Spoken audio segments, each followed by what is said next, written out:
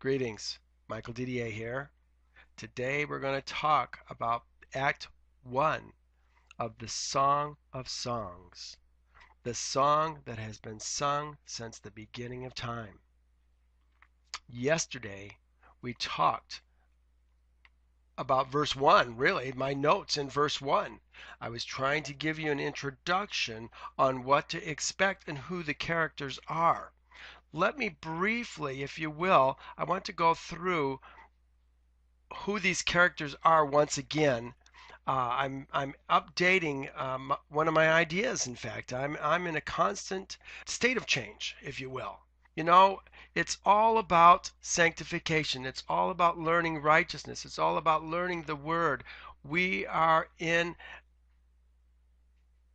process of becoming holy as He is holy. And I always want to present the best truth that I can possibly give you when I teach. And so I don't mind eating some crow because it's important that you get the truth. I want to talk briefly about the 4 characters of our play. Remember, this is a 6-act play, and today we're going to do Act 1. Here's our first character. It's the Maiden.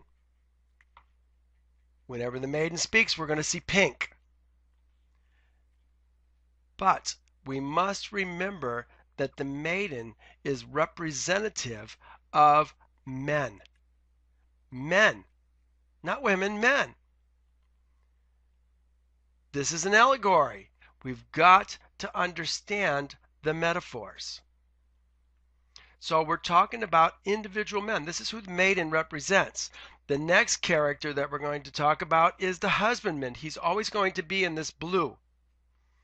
He represents Jehovah, or his agents on the earth, his sent ones, his shiliachs, his messengers, his melechs on the earth. They're speaking his words. The next group is a female group, but it's really, again, men. It's the daughters of Jerusalem. We're not talking about ladies. We're talking about men. Men, men, men. The final member of our cast is the king. In this case, Solomon. But it's going to actually go on to be even more kings, and also Antichrist towards the end. It all has to do with the governments of men. The governments of men are where we're going to see that the daughters of Jerusalem want to dwell. Okay, let's start now in verse 2. Let's look at this. First, I want you to see the acts. Here's the acts that we're talking about. Act 1. The virgin is double-minded and falls asleep. This is what the whole of Act 1 is, if we want to understand it as a whole. Act 2, her beloved calls her to himself and to his work, and she falls asleep again. Then we have the hunt. She's searching for her beloved, but she falls asleep again. This is a sleepy little gal. The virgin searches for her beloved again with true repentance. The virgin enters into rest as she joins her beloved actually working the harvest. The virgin enjoys full communion with divine dresser and is set apart and sanctified. This is the process that we're talking about in this wonderful play. This allegory. It's a process of coming out from one kingdom and joining yourself fully to the other kingdom and working his harvest. Listen to what they said. Let him kiss me with the kisses of his mouth, for your love is better than wine. Remember, this is yellow, okay? This is the daughters of Jerusalem who are speaking. They love the king. Look at what it says. Verse 4, the king has brought me into his chambers. They love the king. It's the king we're talking about. Rightly do they love you. You know, we see these words, virgins love you. Rightly do they love you. And we think, surely this must be true love. This is true harlotry. This is wickedness, and we don't know it. We've got to have eyes that see, ears that hear, and a heart that understands. Yesterday I said that these daughters of Jerusalem were the world as a whole. I want to recant that idea. These daughters of Jerusalem are people who believe that they are the fathers, but they serve another king. Verse 3, because of the fragrance of your good ointments, your name is ointment poured forth.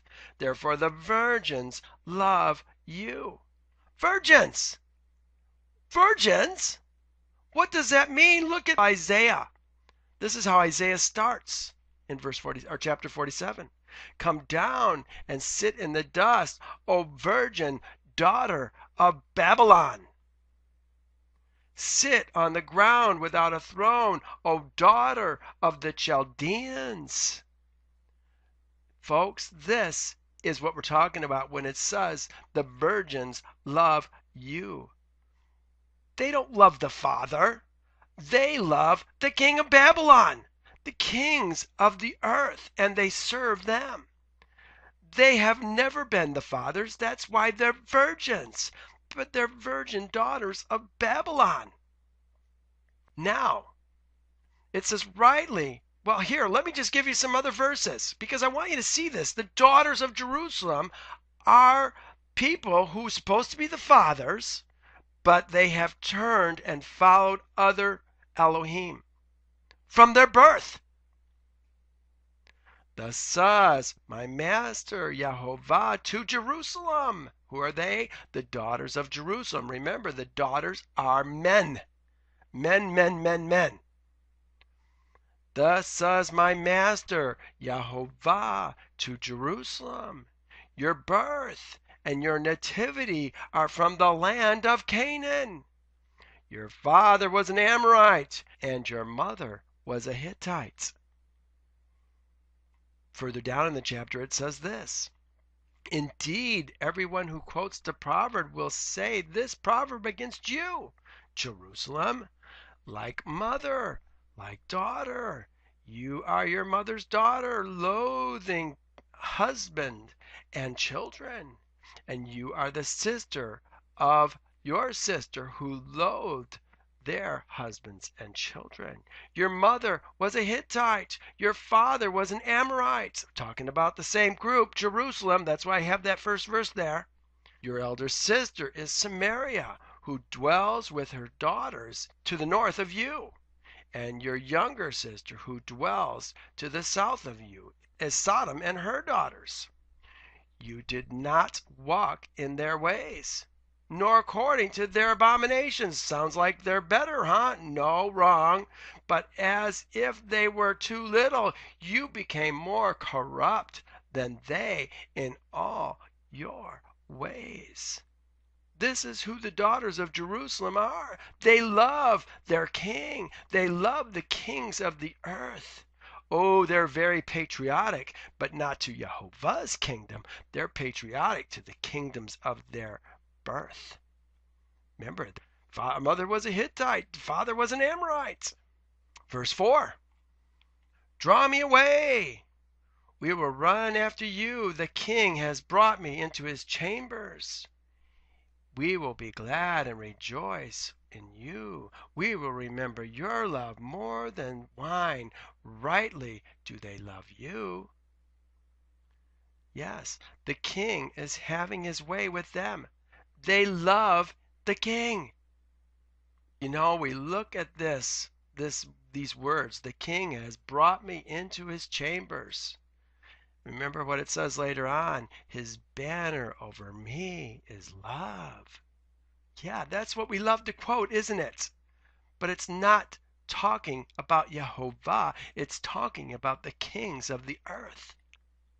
We'll see it later. But in the midst of this, there is one little lady who says she's dark.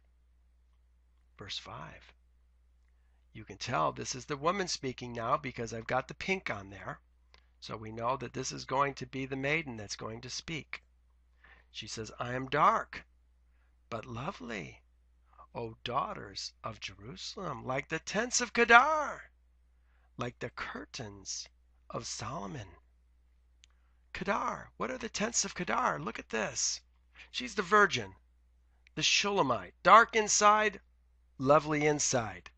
She's got a heart for the Father, but she hasn't turned her soul, her thoughts and emotions and actions to the Father.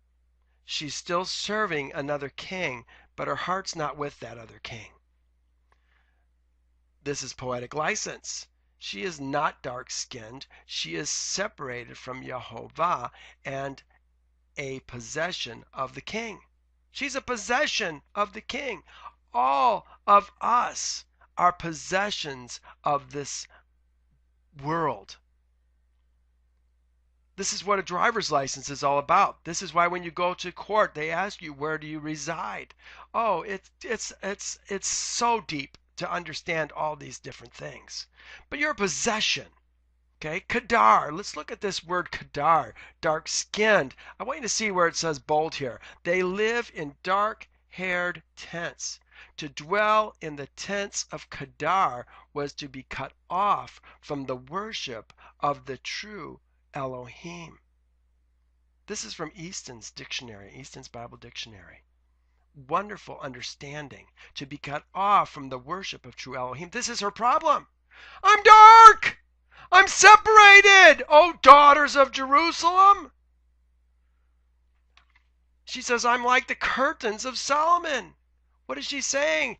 She sees that she is an ornament, a decoration, and a possession of the king. Well, who wants to be that? She says, do not look on. Now she's going to continue speaking until verse 8. She says, do not look upon me because I am dark, because the sun has tanned me. My mother's sons were angry with me. They made me the keeper of the vineyards. But my own vineyard I have not kept. Remember, we're talking about men, not a woman here. We're talking about a man. My own vineyard I have not kept. She keeps the vineyards of others, but has no fruit of her own. She hasn't kept her vineyard, can't have any fruit. Verse 7. Tell me, O you whom I love, where you feed your flock, where you make them rest at noon. For why should I be as one who veils herself by the flocks of your companions?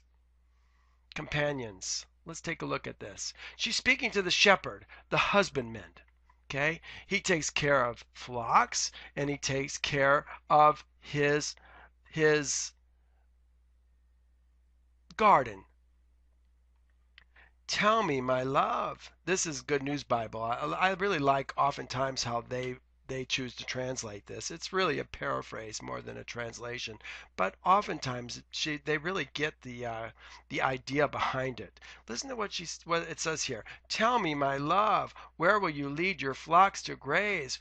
Where will they rest from the noonday sun? Why should I need to look for you among the flocks of other shepherds? She doesn't want to go from shepherd to shepherd to shepherd. She wants to go to the right shepherd right away. Oh, we got all kinds of shepherds in the earth right now. But you know what? Most of the shepherds are destroying and scattering the sheep of the pastures. What does it say? Jeremiah 23. Woe to you shepherds who destroy and scatter the sheep of my pasture. Don't want to be there. He answers her. Here's how you find me. If you do not know, O fairest among women, follow in the footsteps of the flock, and feed your little goats beside the shepherd's tents. Oh, this is really fascinating how he says this. Remember, this is the first time the shepherd is speaking. He says, feed your little goats. Remember, this woman is a man. This man has a family. His little goats, these are the family members of those who are being called out. The shepherd's tents. Shepherds, tents, two plurals. Very interesting. In Hebrew, the plural can either be qualitative or quantitative. Quantitative meaning more than one. Qualitative is the plural of majesty. We want to go under the big tent. What do they call that? The big top in the circus, the big top. That's where we want to be, under the big top. So we have to follow his flocks, those who have fruits, those who have righteousness in their life, to find out where they feed.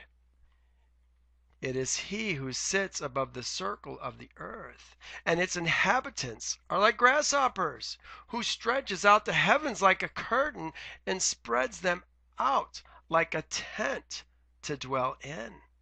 That's the big top. That's the tent. He brings the princes to nothing and makes the judges of the earth useless and vanity. Daughters of Jerusalem are following the statutes and the ordinances of the king. They're following the judgments of the king's judges. But they're not following the Father's statutes, judgments, and ordinances. The shepherd / husbandman is saying to his love, come out with your families and dwell with me. Come out of Babylon. I have compared you, my love. Remember, we always know that it's the husbandman speaking when he calls her my love. We always know it's the daughter speaking when she talks about her beloved. I have compared you, my love, to my filly among Pharaoh's chariots. Let me ask you this. Why is his filly among Pharaoh's chariots? Doesn't sound like it's his filly. Is she on loan? No, she's still serving in another kingdom. She should be his filly, but she is numbered among Pharaoh's chariots. Your cheeks are lovely with ornaments, your neck with chains of gold, which is this is the word for chains. Masculine noun indicating string of beads or jewels, necklace or shells. She is an adorned filly. Oh, she's a good-looking filly. Looks great for the world. But she's the world's filly. Here's the daughters beginning to speak again. They're the yellow. We will make you ornaments of gold with studs of silver. Don't leave us. We'll do better. We can give you more. Then the woman speaks again, the maiden. While the king is at his table, my spinnaker sends forth its fragrance. A bundle of myrrh is my beloved to me that lies all night between my breasts. My beloved is a cluster of henna blooms in a vineyards of En-gedi. She's at the king's table. She's sitting at the king's table pleasing him while she's thinking about her beloved. This is a double-minded woman. Double-minded.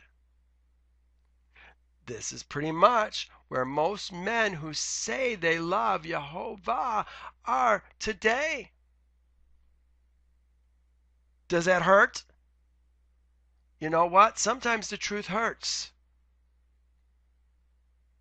It does. She's honoring the husbandman with her mouth, but not her actions. With her actions, She's sitting at the king's table. She's taking from him. A bundle of myrrh is my beloved to me, that lies all night between my breasts. What is she doing? She's dreaming about him. Oh, you know what? I got to go back first. Here's something that Yeshua said. And actually, he was quoting the Father who was speaking through Isaiah. Here's what it says. He answered and said to them, well did Isaiah prophesy to you hypocrites. As it is written, this people honors me with their lips, but their heart is far from me. In vain they worship me, teaching as doctrines the commandments of men. For laying aside the commandments of Elohim, you hold to the traditions of men, the washing of pitchers and cups, dining at the king's table, and many other such things you do. He said unto them, all too well you reject the commandment of Elohim, that you may keep your own tradition. A bundle of myrrh is my beloved to me, that lies all night between my breasts. My beloved is a cluster of henna bloom in the garden of Engedi, an aromatic plant. Okay? He smells nice to her. She's sensing the spirit of the Father. I should say, he's sensing the spirit of the Father. Are you sensing his spirit pulling you today into his kingdom to serve him fully? He goes on, the man speaking, the husbandman speaking, Yehovah speaking, behold, you are fair, my love, behold, you are fair, you have dove eyes. Jehovah looks at the heart, not the outward appearance. Eyes, he's looking into her eyes. He's looking deeper. Remember what it said in 1 Samuel here. So it was when they came. This is Samuel that was coming to anoint David, that he looked at Eliab. Eliab was the firstborn son of Jesse, and said, surely Jehovah's anointed is before him. But Jehovah said to Samuel, do not look at his appearance or at his physical stature, because I have refused him. For Jehovah does not see as man sees. We all look at the outward appearance. For man looks at the outward appearance, but Jehovah looks at the heart. He's looking into his eyes of his love. Behold, you are handsome, my beloved. Yes, pleasant also. Oh, this is her speaking. Sorry now. We've gone right back to her speaking. So he said, talking about her eyes. Now she's looking at him. Behold, you are handsome, my beloved. Yes, pleasant also. Our bed is green. She's daydreaming about something that is not yet so. You know what? I would call this more fantasizing than daydreaming. She's dreaming that she's in his bed, but she hasn't left the king's bed. She's dreaming, listen, look at the next verse. Is it the next verse? Yeah. The next verse says, the beams of our houses, are cedar, and its rafters fir. Houses of cedar? Rafters of fir? I'm sure he's calling her out to work in his field. He's not promising her a home. He's not promising her houses of cedar, rafters of fir. He's calling her to come out to his field. Her heart is between her breasts. The husbandman is in her heart all night, but she is serving the king all day. You know what? This verse belongs on 13. Let me go and take that back up here. Edit, cut. Let's go to 13. And I want to put it there because that was supposed to have it there. Okay, so let's talk about this again. It says that lies a bundle of myrrh is my beloved to me that lies all night between my breasts. What is she saying? Her heart is between her breasts. Okay, the husbandman is in her heart all night, but she's serving the king all day. So now we've got to trim this around a little bit. Houses of fur. Let's cut that. And we'll put this down here. Paste. You know, this is the thing about eSword. My eSword gets better every day. There's not a day go by that my eSword, my Bible, doesn't get better. Because I'm improving my notes constantly. But this is not the end of our act. The act goes on. So let's continue. We're going to go for another 7 verses. This is her speaking again. I am the Rose of Sharon, the lily of the valleys. He says, like a lily among thorns, so is my love among the daughters. Oh, that just makes me want to cry.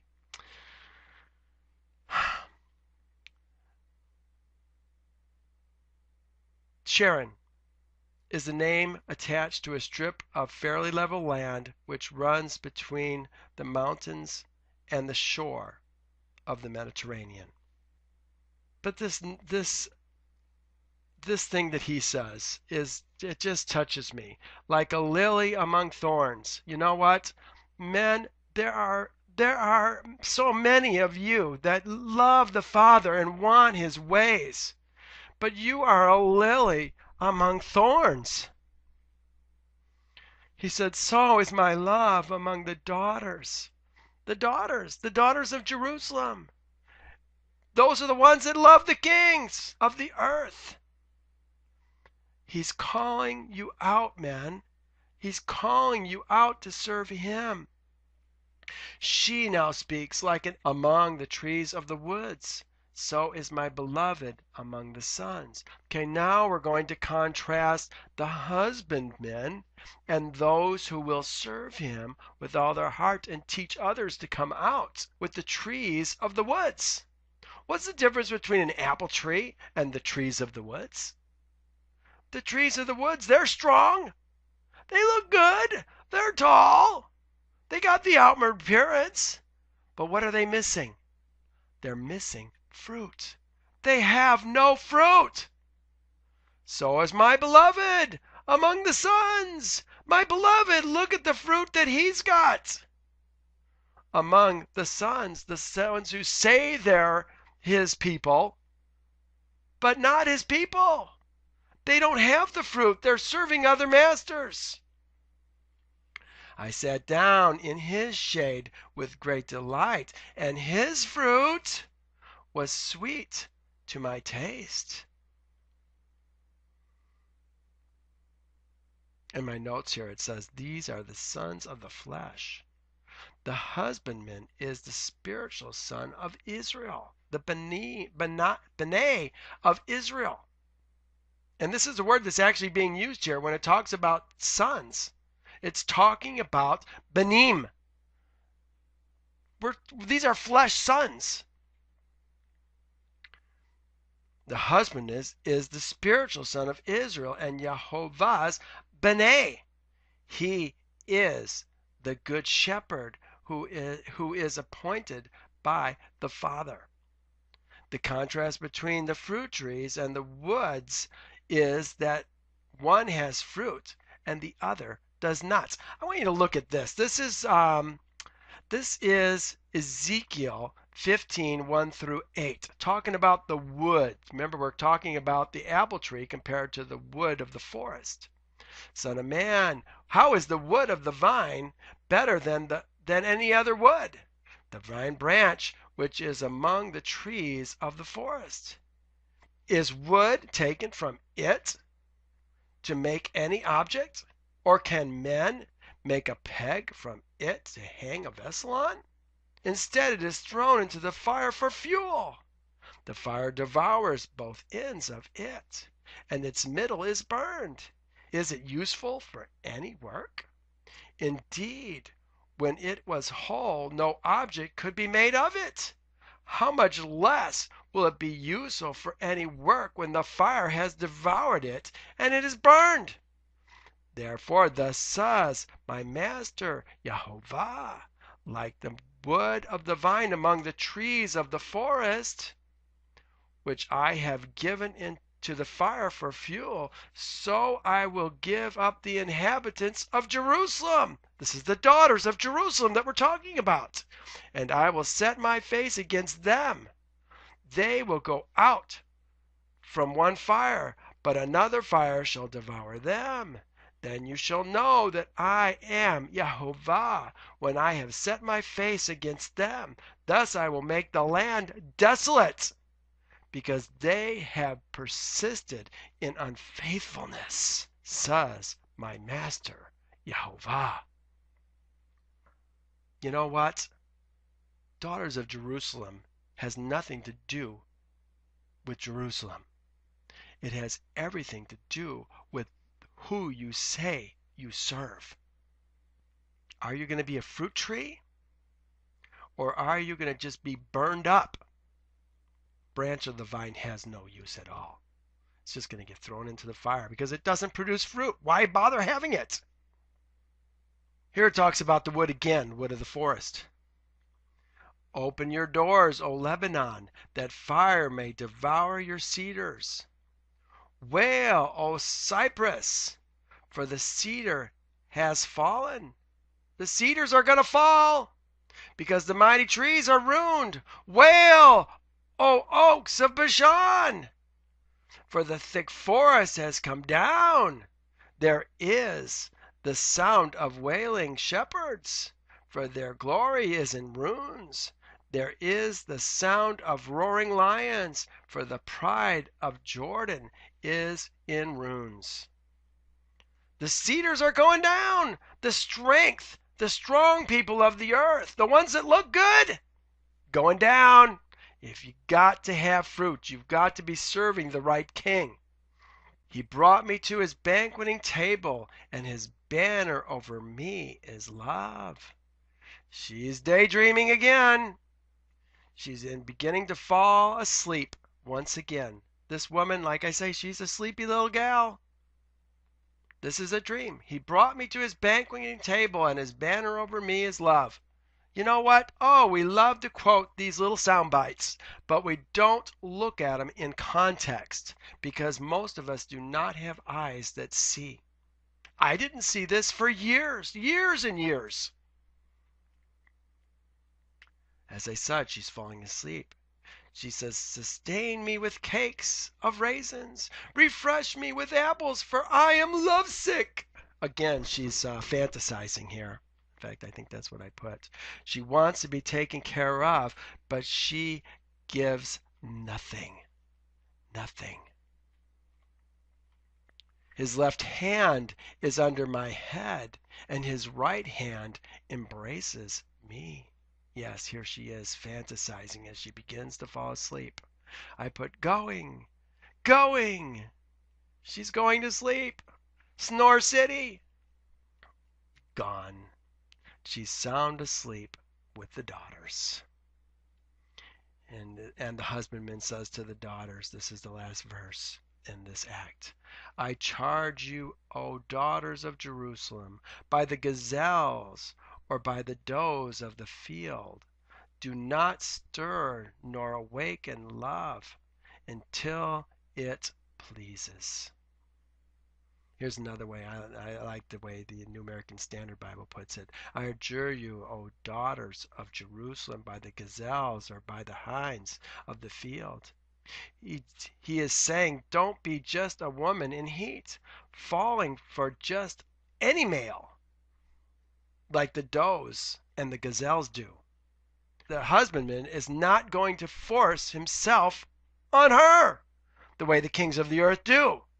She must come to him when it pleases her. Okay, so we're going to end today. our little gal has fallen asleep. And again, you know what? You're going to hear this and you're going to say, "Oh, that strikes a chord in me." But most of you are going to fall asleep. He's going to do this for many acts. And finally, we're going to see that she's going to begin to come out and to separate herself from the world and to become 100% the husbandman's and to work in his field. This is what the Father wants of all his men. Okay? I'm saying men. Don't be upset, ladies. You get what your husband gets. You get what your covering gets. It's teamwork.